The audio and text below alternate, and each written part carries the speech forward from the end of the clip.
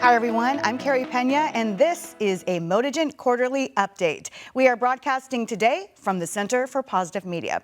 With me here in studio, the CEO of Modigent, my friend Dan Bueschel. So great to have you back. Thanks. Great to be here. So this is a Q4 update, but really want to talk about how you did in this quarter and really how it played in the overall of the year. You have a lot of wins to tell us about. We do. In fact, fourth quarter was quite strong. We had a great sales quarter and also a great revenue quarter.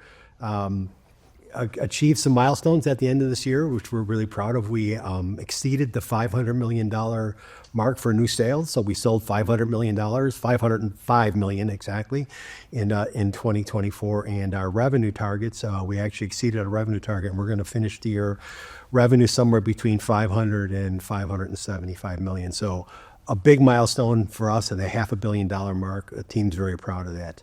So yeah, great year, great fourth quarter, and really happy with how things ended up.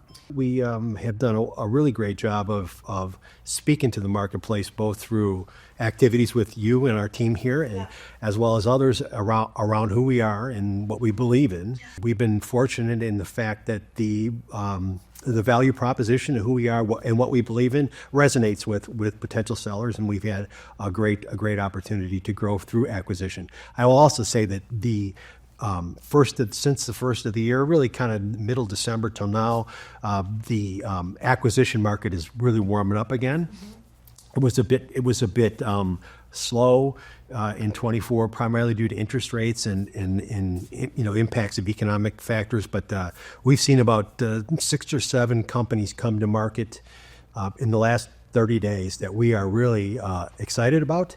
And in fact, we made an offer on a company in Florida, and it was accepted by the seller. So we're in the due diligence period. So we'll hopefully have something to announce around that, probably in our Q1 update. So really great flow in that market. You brought up the webinar. I just want to touch on this quickly because this is one of the leading media outlets in your industry.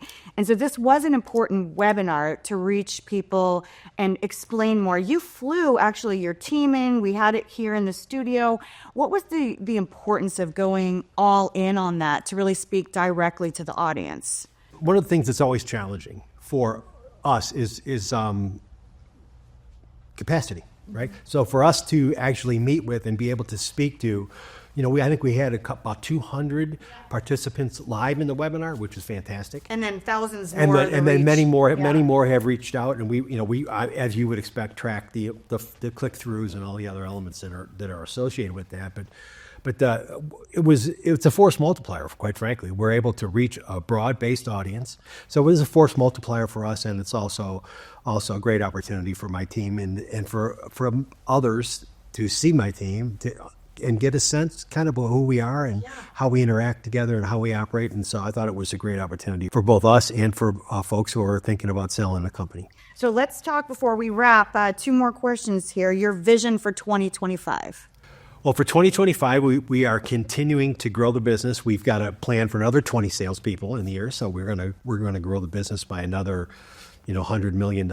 We expect to acquire 4 or 5 blue chip companies in 2025. We want to continue to build and foster our energy strategy, which we've spoken about before.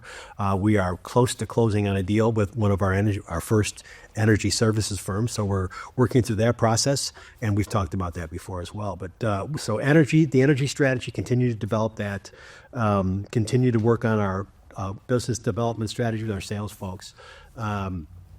The other thing that we're going to be trying to do in 2025, and I say trying to do because this is always a difficult attainment, is building our workforce, our technical workforce, and continuing to bring individuals into the organization who have technical skills. So, I like to see us increase our workforce organically, not outside of acquisition, by about 10 to 15%, which is a couple hundred people. Yeah. So we'd like to push our technical workforce up Yeah, we want to continue to take care of our people. I neglected to mention, and I do want to mention because this is something that's really important to us, is that we had a significant improvement in our safety performance this year as well. Yes. So as we think about bringing folks into the organization, one of the things we want to speak to them about is when you come to work for us, you're going to come to work for an organization that values your health, values your life, and wants to keep you safe on the job site. And we've had a great improvement. We had about a 60%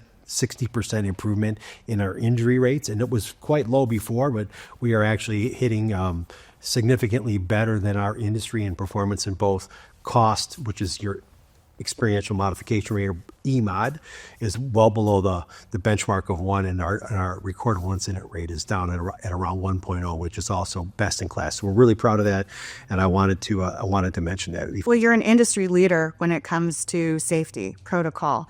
And I appreciate it because we've been talking about this over the months as we've done these quarterly updates, and just to hear, that how that's panning out and really how important that is when you go to recruit new people. Finally, let's end on another bit of positivity here, and that is your give back. So lead guitar, just tell folks where that stands. Yeah, so we had the final tally come in, and we have exceeded our $25,000 target for lead guitar.